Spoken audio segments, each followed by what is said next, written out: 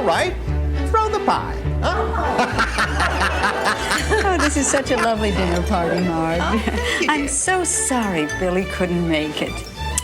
He's just so busy with his ventriloquism. You must be so proud of him. I am. I know we're really proud of our Jimmy. Well, there's no business like show business. Norm, what are you doing these days? I'm a doctor. My son, the doctor. Kurt, don't. What the hell is wrong with you? I'm a surgeon, Dad. You've never been able to accept that. Oh, where did I go wrong? I raised him to be a comedian, but no. For his 4th birthday, I gave him a rubber chicken. He tried to revive the goddamn thing. I removed a man's spleen today. What kind of job is that for a grown man? When I was your age, I was on the Jack Parr show, remember? I just want to help people, Dad, to make them feel better. You make them feel better, you make them laugh. Now, laughter's the best medicine, huh? No, Dad. Sometimes synthetic morphine through a slow drip is the best medicine. That's all right, dear. It's just a phase he's going through. So, now I want to tell you. Honey, I was talking to Millie today down at the HBO, and she said they have an opening for a comedian tonight. You'd have your own half-hour special and a comprehensive dental plan. It's such a good opportunity, dear. But, Mom, I'm not a comic. I'm a healer. Just this once, dear. Do it for your father's sake. He'd be so proud.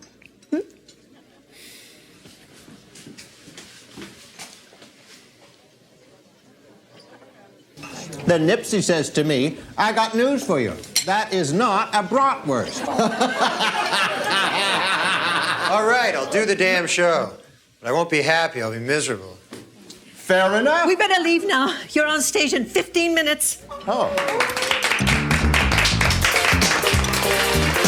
From the Big Theater in Chicago, HBO presents One Night Stand. Starring Norm Macdonald. Ladies and gentlemen, Norm Macdonald.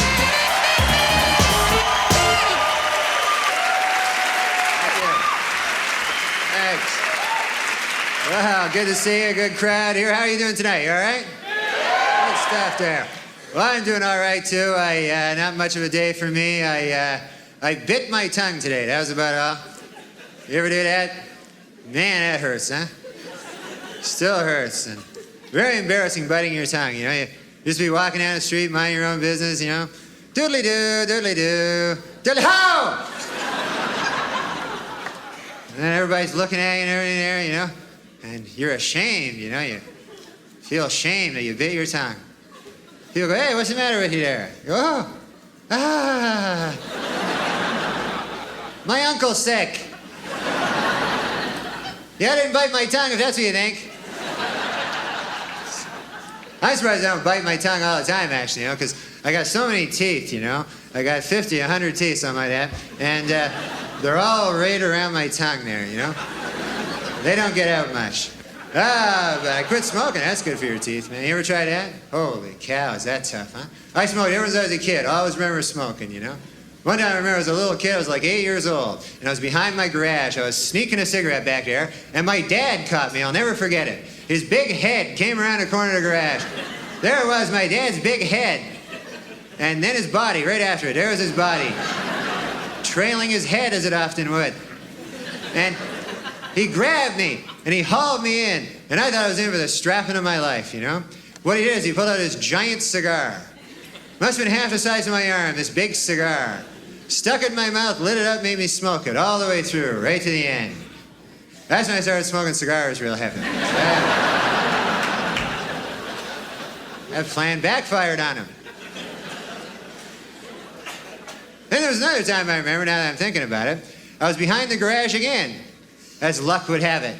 And this time I was smoking a big fat joint back there. And don't do drugs. And my dad's big head showed up again. And there's no body this time, just a big head.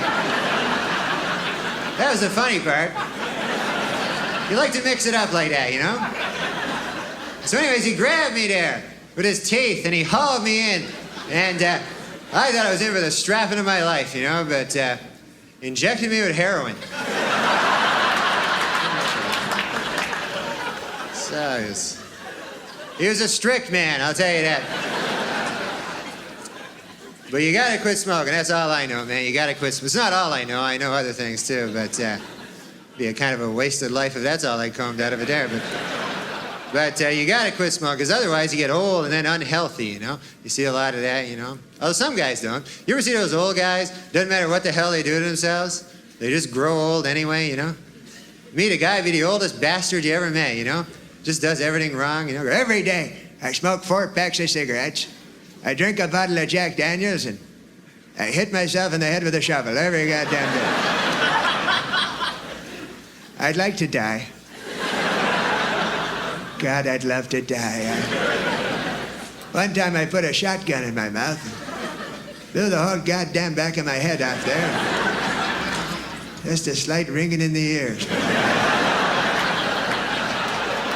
can't die. I think my girlfriend wants to get married or something, you know? She's dropping hints now all the time, you know? I think she wants to get... Last week, she got a 1-year subscription to Bride magazine. And I renewed it for another 5 years.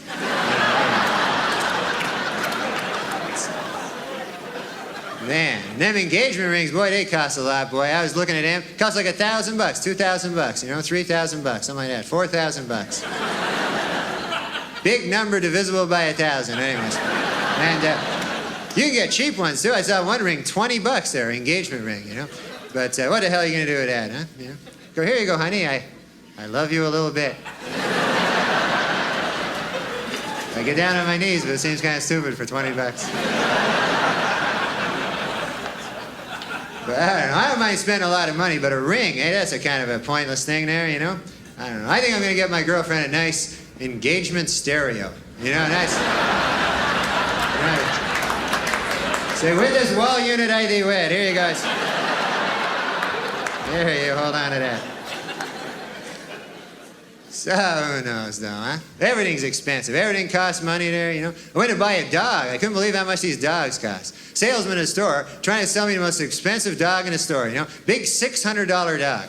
Big pit bull, $600, you know? And I was looking to pay, you know, maybe a buck, something like that, you know, maybe $2, something like that, you know?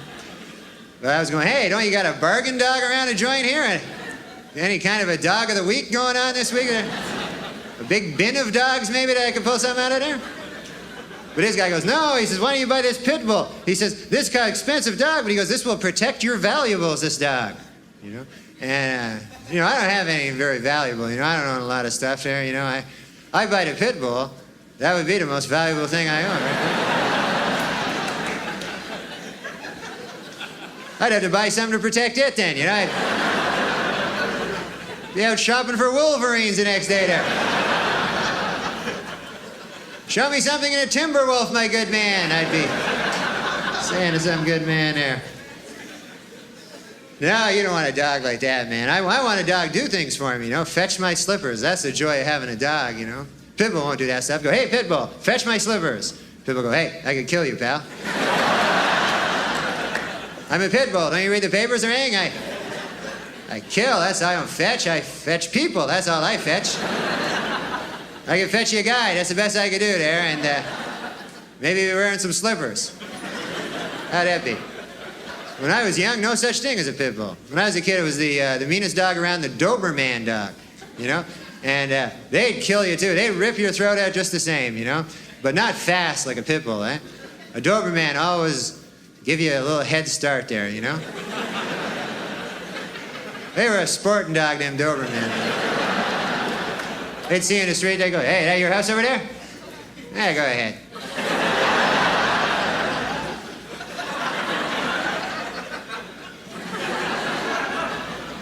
Then they soar through the air and rip your throat out. And do a flip, you know, and you'd be impressed, even though you're dead, you know. Man, look at that flip. But I don't want it. You don't see Dobermans around anymore. You ever notice that? pit bulls now. They got all the work and everything. All the domestic security jobs go to the pit bulls. And man, a Doberman's like the forgotten dog now, you know? Once in a while you see him on a park bench with a Frisbee there, you know? I used to be somebody. I'm a Doberman. Got a buck? Buck for the Doberman? So I don't get any of those killer dogs, you know? I always buy a dog. When I'm buying a dog, I think to myself, I go, hey, if this dog goes berserk, could I take him? I got a nice wiener dog. I got one of them wiener dogs. Wiener dog can't rip your throat out or anything like that, you know? Unless you're lying down, you know? You have to be lying down sleeping there, you know? And a wiener dog sneak up late at night, start nibbling at your throat there. Maybe by daybreak he's got a hold of a vein there, he's pulling out a vein there. You know, you wake up, oh, get away from me, you wiener dog! The hell you think you are, a pit bull or something there? Get my vein back there. Where does he get off a wiener dog? There's a hickey, a little hickey there. That's about all. And that's embarrassing too. Hey, you ever have a hickey, man? You be walking down the street, people see you, hey, you got a wiener dog over there, huh? So I do, now that you mention it. So you never know, though, huh? But the hell with dogs. I'm gonna get to be a big guy, just defend myself. You know, I'm gonna work out. That's what I'm gonna start doing. You know, I haven't worked out forever. I never worked out. Good God, has it been that long ever? But I gotta start, you know, because man, I used to be in good shape. When I was younger, that's when I was in good shape, you know. Back when I was in my peak physical condition when I was about like 1. Man, you should have seen me back then. When I was 1. Oh, God, I look good. Young and fresh. You wouldn't know me now if you see me when I was 1, you know? I even look good for my age. People would come up to me and go, what are you, 0? And I go, no, I'm 1 over here. They go, man, you don't look a day past 0. I'm not bullshitting you there. Look good. And I go, oh, thank you very much. I appreciate it. But I'm 1. So you gotta stay in shape. And I watch the TV, watch a lot of sports on the TV, everything on it, any sport at all. You know, I don't care, you know. And some of those sports are not even sports, you know. You ever see those sports on the TV where they just try to take 2 different sports and combine them together and make up a new sport? You know, they don't even work together, you know, like guy will run a 100-yard dash and then fish.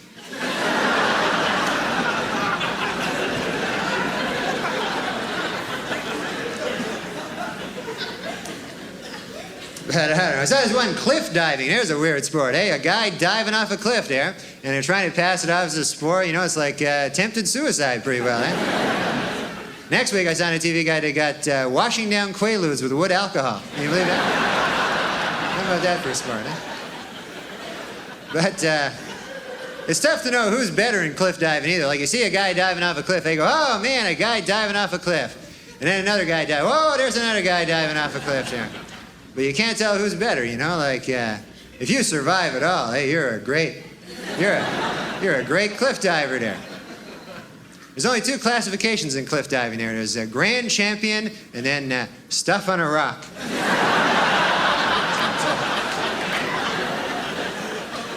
Very hard to make a comeback in that sport, I'll tell you that. It's a lot of dedication there. Oh, man. But I don't know, though, you know. I love the TV, though. Anything on the TV at all. Watch game shows. You ever watch them?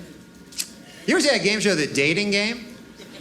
That's the oddest game show I ever saw, that show, you know. They got no prize in the show. They just give you, like, another contestant. That's your prize. Just pair you off. No budget at all on the show, you know. And they always do the same thing on the show. They get a beautiful girl, match her up with 3 giant geeks there, you know. Last week they had a guy on, was like a crazy guy, loony bin, kind of a psycho wingnut, you know? You can tell by how they introduce him. Bachelor number 2 is a shadowy lurking character. From no fixed address, please welcome. He's just a guy. Menacing figure shambles into the studio there, you know? then they make the girls, you know, ask those questions. They always be about sex, you know. Always thinly disguised sex, you know. Never direct, you know, insertion or anything, but it's always something about, you know, like the girl go, "Bachelor number 2, if I were a popsicle, what would you do to me? What would you do to me if I were a popsicle?" That's what it says in the card here. So guys, well, if you're a popsicle, huh? Well, first of all, I guess I'd take your wrapper off. If you know what I mean. And then I'd grab a hold of your sticks.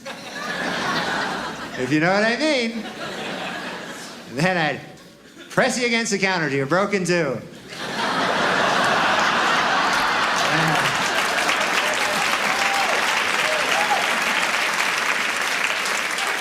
Put half you in the freezer till later. You know what I mean there? You understand what I'm getting at? Guy was nuts. Crazy as a hoot owl, this guy. Oh, well, it's good to be here, man. I came down here. I got a lift down here. We drove down, me and my 2 buddies there, and 4 hours it took us to drive down here. And I was in the back seat all the way. You ever be in the back seat for a long trip? Oh, man, is that stink or what? Man, what a rough place that is. And when there's only 3 in the car, you know, and you're in the back seat, you know you're not the most popular guy in the car. Got no dignity back there at all, you know. Didn't even have a door for me, just one of those 2-door cars. Only had doors for the front seat, guys. I didn't even have a door at all. I had to bum a door off one of the guys to get out of the car. Man, lonely back there. You want to be in the front seat, that's where you want to be, huh?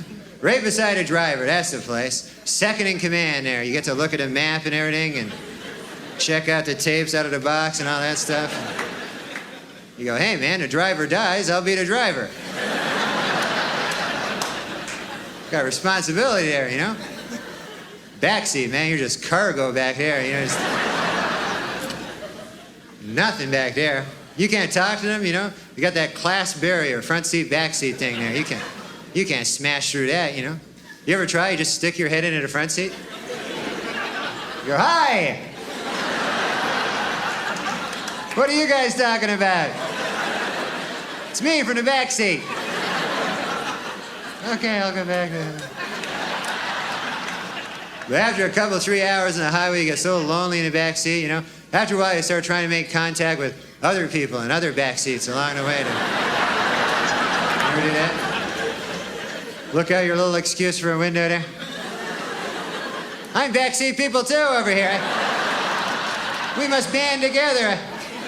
I have some literature for you to look at there if you want." Could be a cow in the back of a flatbed truck there. "Hello there. It's livestock, but it noticed me there." You really tell how they care about you in the back seat by that fucking seatbelt they give you, huh?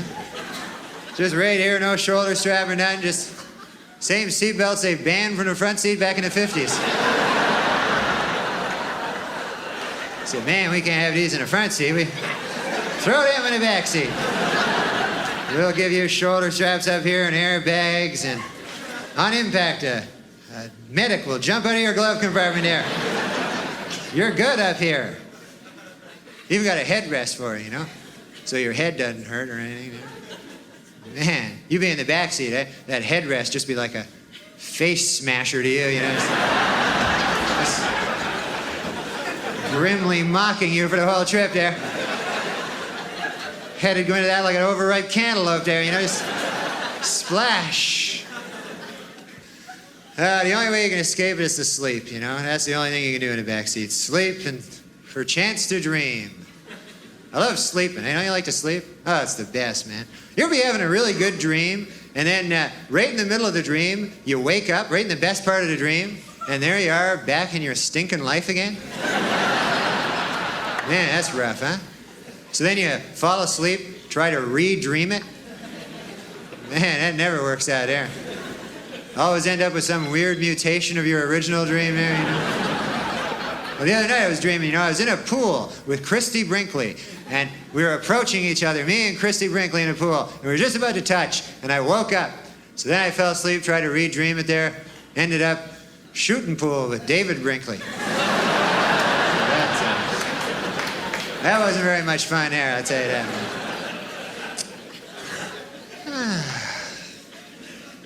Well, I'm looking for gifts. You ever get a bad gift, you know? Last Christmas, man, I got the worst gift a guy ever gave me. He gave me a lottery ticket. You ever get that for a gift? Man, what a stinking gift that is. Huh? You know, what's a guy even thinking there? I go, here you go. Nothing. Merry Christmas. It's nothing. From me to you, not anything. You know, unless it wins, then it's something, man. But let's face it, you give a guy a lottery ticket, you know, you don't want it to win. What kind of fucking nightmare would that be, you know? Imagine that, you get a call a week after Christmas there, go, hey, Fred, what's happening there? Yeah, I remember that ticket I gave you. 14 million bucks, huh?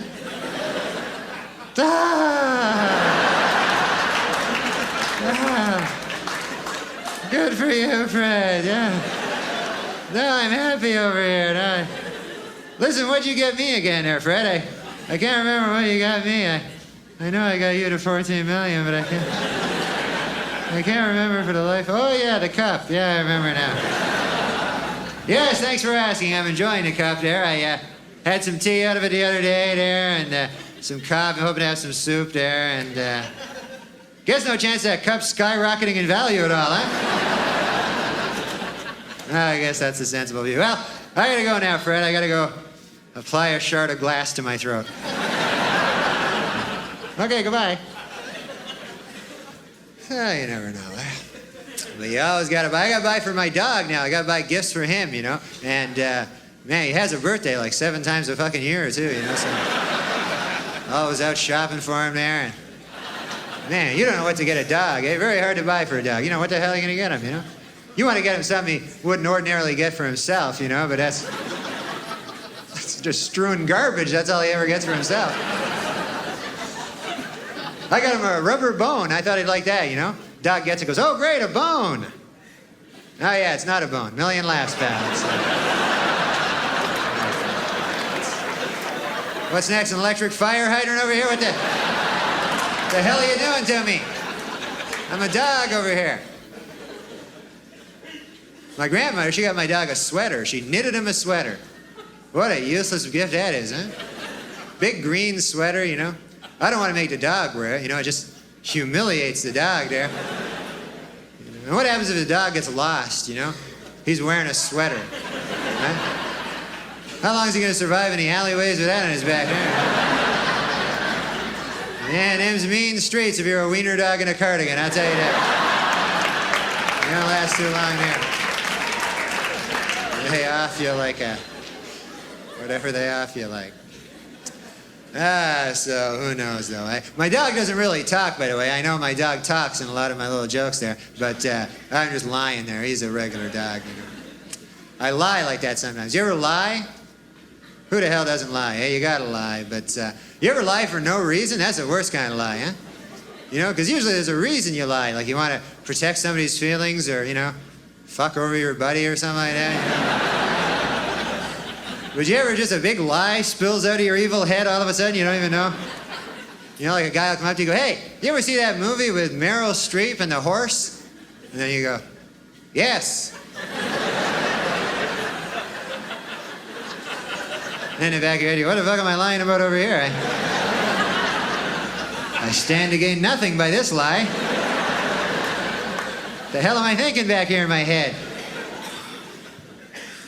So, I don't know. You try to be a good person now, eh? That's the best thing. A lot of bad people, man. A lot of bad guys. I was reading this one guy in the paper, you know? Baddest guy I ever read about. This guy killed his family, if you can believe this, folks. Killed his family because the devil told him to. Can you believe that? Man, what a dork, huh? That was the headline, actually. What a dork! Guy kills his family because the devil told him to. But can you imagine that? And then afterwards, you go back to the devil, you know, you go, yes, devil, I did as you instructed. I slaughtered my family as they lay sleeping, and then I chopped them up and put them in a duffel bag. Here they are. I got them here in a duffel bag. I'll be burying them tonight at the shallow grave by the side of the railroad track, as you have commanded, O Lord host of the hoary netherworld. And then the devil pulls off a mask. It's me, Bob!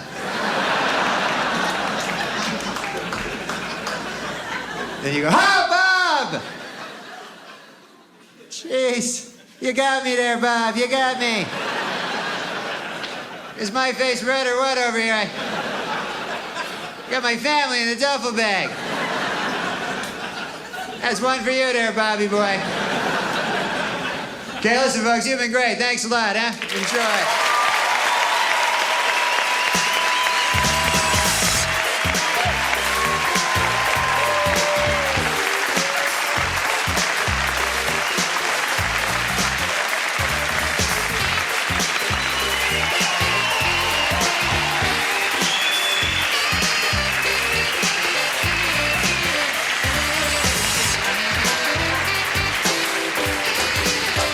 That was great, kid. You killed him. You're a good boy. You sure are. By God, I didn't know you could do it. I didn't know. Wait, my husband is choking. I need a doctor.